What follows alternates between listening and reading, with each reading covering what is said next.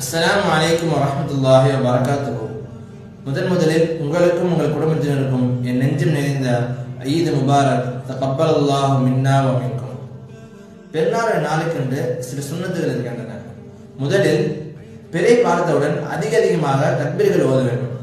இரண்டாவதாக தொழுகைக்கு செல்வதற்கு முன்னால் உடலை சுத்தப்படுத்தி குளித்து விட்டு செல்ல வேண்டும்.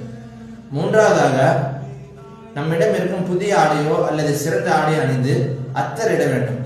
நான்காவதாக தொழுகைக்கு செல்வதற்கு முன்னால் சாப்பிட்டு விட்டு செல்ல வேண்டும். அதில் சிறந்தது ஒற்றைப்படையாக பேரித்த பழம் சாப்பிட வேண்டும். ஐந்தாவதாக தொழுகைக்கு முன்னாலே சதகத்துல் ஃபித்ர் நிறைவேற்ற வேண்டும். ஆறாவதாக தொழுகைக்கு விரைவாக செல்ல வேண்டும். ஏழாவதாக தொழுகைக்கு செல்லும் போது ஒரு வழியாகவும் வரும்போது வேறு வழியாகவும் வர வேண்டும். எட்டாவதாக ஈதுடைய வாழ்த்தை உங்கள் மத்தியில் பரஸ்பரம் பகிர்ந்து கொள்ள வேண்டும். ஒன்பதாவதாக பெருநாளை தொழுகையை தொழுக வேண்டும். பத்தாவதாக நீங்களும் மகிழ்ச்சியாக இருந்து மற்றவர்களையும் மகிழ்ச்சிப்படுத்த வேண்டும். எனவே நம்முடைய அமல்களை நம்முடைய நோய்களை அல்லாஹ் ஏற்றுக்கொள்வானாக.